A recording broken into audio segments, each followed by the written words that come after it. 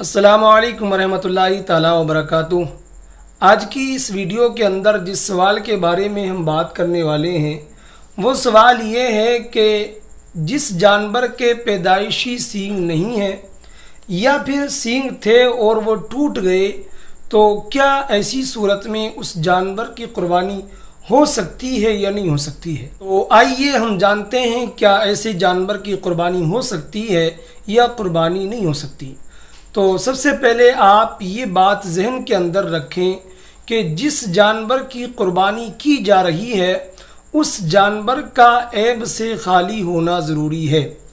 اگر تھوڑا عیب ہے، کم عیب اس جانور کے اندر ہے اور اس کے باوجود قربانی کی تو ایسی صورت میں قربانی مکروہ ہوگی، اور اگر عیب زیادہ تھا اور اس کے بعد قربانی کی تو ایسی صورت میں قربانی ہوگی ہی نہیں۔ تو آج کا جو ہمارا سوال ہے وہ یہ ہے کہ اگر جانور کے پیدائشی سینگ نہیں ہے یا سینگ تھے اور ٹوٹ گئے تو قربانی ہوگی یا نہیں۔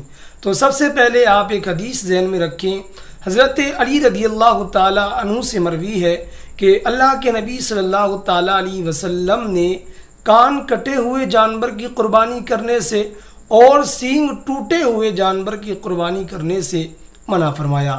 اب آپ یہاں پر یہ بات ذہن میں رکھیں کہ اگر جانور ایسا ہے جس کے پیدائشی سینگ ہی نہیں ہے، یعنی اس کے سینگ جم کر ہی نہیں آئے، تو اس کی قربانی اگر کرتے ہیں تو بلا شبہ قربانی جائز ہوگی، بلا شبہ قربانی درست ہو جائے گی۔ لیکن اگر اس جانور کے سینگ ٹوٹے ہوئے ہیں اور اتنے ٹوٹے ہوئے ہیں کہ وہ جڑ تک یعنی مینگ تک ٹوٹے ہوئے ہیں تو ایسی صورت میں اس جانور کی قربانی نہیں ہوگی۔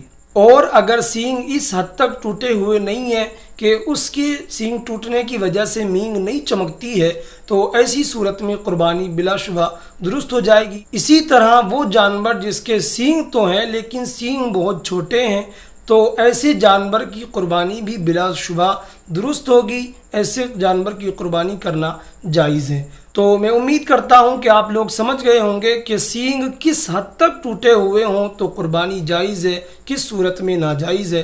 تو امید کرتا ہوں یہ ویڈیو آپ کو پسند آئی ہوگی۔ اسی طرح اگر آپ قربانی کے تعلق سے یا کوئی اور مسئلہ ہم سے پوچھنا چاہتے ہیں تو آپ کمنٹ باکس میں رابطہ کر سکتے ہیں۔ اسی کے ساتھ وداع چاہتا ہوں، تب تک کے لیے خدا حافظ۔